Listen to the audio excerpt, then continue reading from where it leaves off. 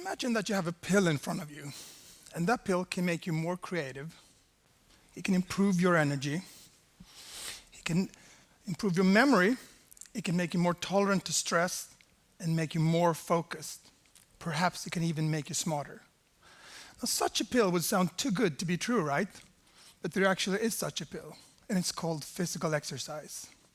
Physical exercise has tremendous effects on the brain, and the brain is one of the organs, perhaps the organ, that is most affected in a positive way if we move.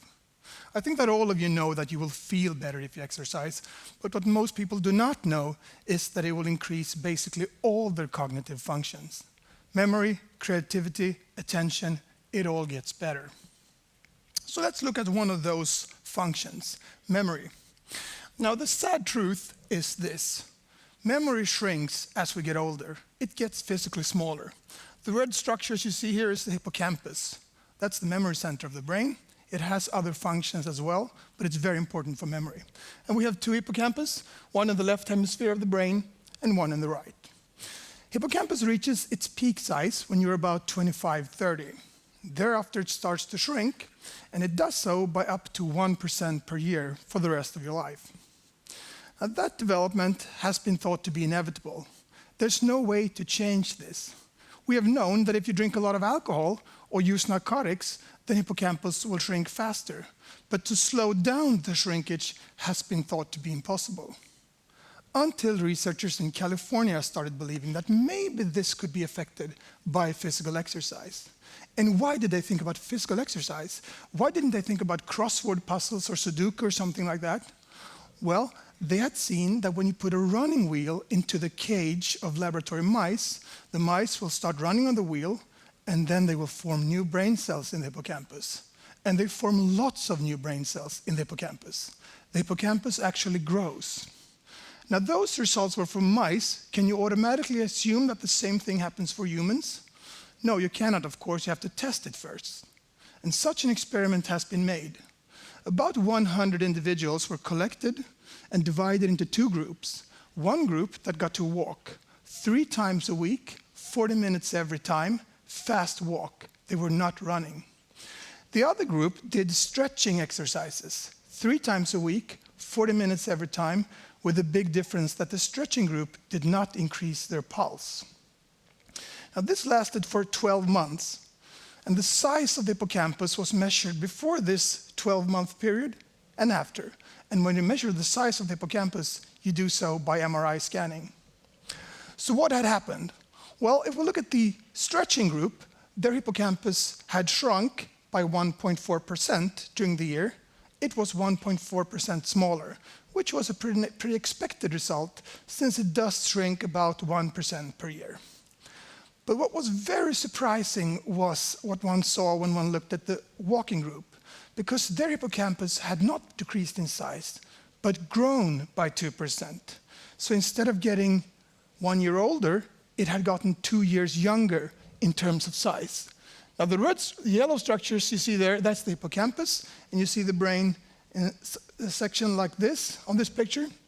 And the red line is the stretching group where the hippocampus had shrunk, and the blue line is the walking group where the hippocampus have grown, and you can see the same has happened in both hemispheres of the brain. Now, when you see this, you may think that doesn't matter to me. I don't care how big my hippocampus is. It doesn't affect my memory. But actually it does, because this group, the walking group, had not only gotten a bigger hippocampus, they had increased their memory during this year. Memory was tested with several different memory tests, and the walking group had increased their memory, especially when it comes to spatial memory, the ability to learn locations and spaces and finding your way around places, whereas memory of the stretching group was unaffected. So it seems that it's possible to slow down or even reverse the shrinkage of one of the most important parts of the brain if you're physically active.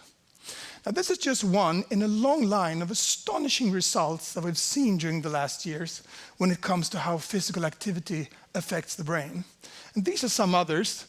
Results on creativity tests increased by more than 50% the hour after walking. 20 minutes of physical activity increased the results on tests for reading comprehension.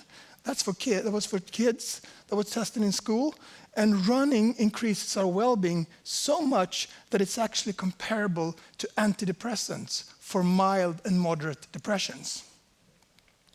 How about this? Can it make us smarter? Well, that would sound too good to be true, right? Well, one has actually tried to answer this during a long time, and it's been very difficult to do so. But actually, data from Sweden was vital to give an answer, or at least an indication of an answer to this question. What kind of data was that? Well, up until about 10 years ago, it was mandatory in Sweden for all the 18-year-old males to do testing before the military service. All 18-year-old males had to go to military center and do a cardiovascular test, do a strength test, and do an IQ test. And when data was collected from 1.2 million Swedish 18-year-olds, this is what one saw. Better cardiovascular fitness, higher IQ. This is cardiovascular fitness on the x-axis, where 9 is the best and 1 is the lowest. And as you can see, the better in shape they were, the higher intelligence they had. Strength was not correlated to IQ. 18-year-olds that were strong had neither higher nor lower IQ than those that were not so strong. All of this, I think, can be summarized into a very simple phrase, and that is, the brain is built for movement. The brain works better if we move. But why is that? That may seem very strange from our perspective, but I think it's easier to understand if we take a step back and look upon the history of humanity. If we say that humanity is 1 million years old, which is a time frame that's often used, you could argue that it should be a bit longer or shorter, but let's say 1 million years old. Then this is how we have lived up until 10,000 years ago. We were hunters and gatherers on the savannah, constantly moving, constantly chasing our food, not being settled in one place, and not farming the land to get the food and energy that we needed. Then about 10,000 years ago, we became farmers. And then 200 years ago, we became industrialized. And now, during the last 20 or 30 years or so, we have become digitalized. Now, these time frames, they're so long that it's very difficult to get an understanding of them on an intuitive level. It's impossible to think of a world without the internet anymore. And 200 years, that's an eternity. And 10,000 years is, I think, more of a theoretical concept than an actual time frame. So I think it's easier to understand if you look upon humanity's time as 24 hours. And if we do that, this is how we have lived from midnight until 2340. And then we were farmers from 2340 until 2359 and 40. 20 seconds before midnight. And then finally this. And actually we were industrialized before first, so we became digitalized 23:59:59, 1 second before midnight. If we look at other species in nature, we see that evolution normally makes slow changes. It takes 10,000s or even hundreds of thousands of years before evolution makes major changes with a species. And the same goes for us humans. We have not changed in 10 or even 20,000 years. If we could travel in a time machine 10,000 years back in time, we would meet people who were like us. They had different language than us, of course, and they had different experiences, but they basically had the same brains as we have, and the same mental capabilities and mental possibilities as we have. So biologically speaking, we're still here. And this is what has shaped us, because this is how we have lived during the majority of mankind's 24 hours. Now, what changes have we made when we have gone from the savannah until our internet society? Well, those changes are enormous, of course, within a large number of areas. But one of them is that we move less. Now, how much less do we move? Well, that's difficult to say exactly, because our ancestors did not have any activity trackers or step counters. But if it's at least possible to make a qualified guess by looking at some of the people who still live like hunters and gatherers. And there are a few of those on the planet. Among them, the Hadza people in Tanzania. They're one of the last groups that lives like hunters and gatherers, and they walk about 11 to 12 kilometers every day. They take between 15 and 17,000 steps. How about farmers? Well, then we can look at Amish people in the US. They live in Pennsylvania and Ohio, and they have chosen to live without electricity. They don't have TVs or phones or internet, and they live in a traditional farming society, and they take about 18,000 steps per day. Now, this can be compared to us in the Western world, where we take somewhere around 7,000 steps per day. So what we can conclude is that we've made a huge difference in terms of how much we moved. And we have made that difference in a relatively short time. Perhaps we've cut it by half, the amount of movement that we get when we have gone from the savannah until our society. And we have done that in a time that is so short that biologically we haven't changed. Biologically, we're still here. If we combine this with the fact that physical activity makes us more creative, improves our memory, makes us more focused, and perhaps even smarter, then we realize that a lot of people in today's society could probably function better mentally if they just took the time to move more. And if we combine this with the fact that physical activity makes us less stressed and less anxious and less depressed, then we realized that some of the mental health problems that we see in today's society may be due to this. Not all of them, of course, but some of them, and some of them can definitely be treated with this. In this evolutionary context, I think a lot of the effects on the brain makes a lot more sense. If we assume that we're still back here biologically, which we are, and then we ask ourselves the question, why do we feel better if we exercise?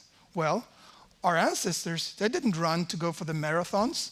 They ran to catch food, to avoid predators, to find new lands where they could settle. All these things meant that they increased their chances of survival. And the brain will reward us with more dopamine and a pleasant feeling when we do things that are in line with increased chances of survival. That's the mechanism that we tap into today while we go jogging. The brain thinks that we're actually running for our lives when we're running today. Why is memory improved? Well, that may be due to the fact that when our ancestors ran during hunting and discovering new land and so on, they saw new things. They saw a new environment. They experienced new things during hunting. And then it makes sense for the brain to increase memory somewhat because there's new important information incoming. I better remember this. If we just sit in one place, the brain will interpret that as nothing new is happening, because the brain has not been developed to have information passively from phones or tablet. It will think that nothing new is going on while we sit in one place. Why is focus increased? Well, that may be due to hunting. When our ancestors ran during the hunt, increased focus was probably an advantage. The one that can establish the most focus during the hunt is probably the one catching his or her prey. So in this evolutionary context, I think a lot of the effects on the brain makes more sense. And it's easier to understand why evolution has tailored our brain in such a way that it benefits so much from physical activity. This is something that I've thought a lot about. If it's so good for us, why don't we love it? Why isn't it the best there is? Why is this actually the best there is? Because this is the best, zapping in front of the TV. Well, I think you can understand that also from an evolutionary perspective. We have had a shortage of calories for almost our entire history. Calories have been very hard to get by. If our ancestors were lucky to find sweet berries on the savannah or honey or something that contained a lot of calories, they should feel the urge to eat it all. Eat every last berry, because tomorrow these may be gone. Then someone else has taken them, and tomorrow I may not find any food. That crave for calories is very functional in a world where calories are hard to get by, but that crave for calories does not make a lot of sense in a world full of fast food restaurants. It's that when we take that crave for calories that evolution has built into us during millions and millions of years where calories are hard to get by, until today's society where calories are basically free, that's when you get the problems that you see with diabetes and overweight and so on. And the amount of energy that we have in our bodies is not just dependent on how much energy we put into ourselves, such as food, but also on how much energy we use. And that is, I think, why we have this drive to stay in the couch, do not waste your valuable calories. Don't waste your energy. That explains the paradox why it's so important for the brain to move, but at the same time, we're basically lazy. If I would have been you, and I had heard all of this, I would probably think that, but this must be exaggerated. If this was the case, we would have known about this. And I think the answer to that is this. We've always known about this. This is Hippocrates. He's considered the father of medicine, and he said 2,500 years ago, walking is man's best medicine. He could have added woman's here, but apart from that, this is very much to the point. He knew this without any research report or MRI scanners or anything like that. We have always known this, but I think we have forgotten about it during the last 150 years. And the reason for that is, I think, that we had such a tremendous medical development during the last 200 or 150 years. All the things that you take for granted in medicine, MRI scanners, vaccines, X-rays, antibiotics, basically all of them has seen the light of day during the last 150 years. And that phenomenal development has pushed this old knowledge to the background. And a way to illustrate that is this, I think.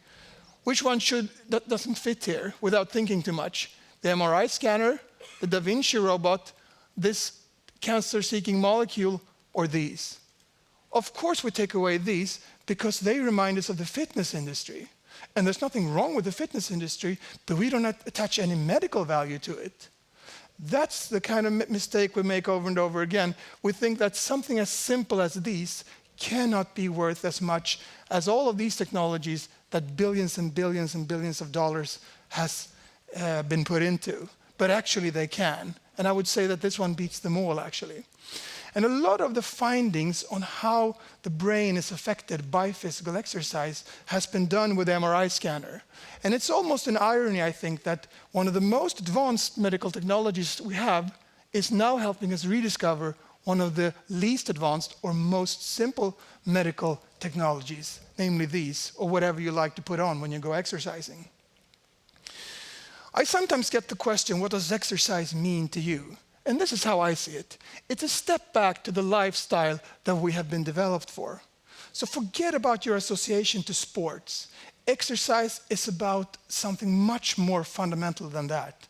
And not only is it a way to optimize the body, but it's also a way to optimize the brain. Thank you so much for listening.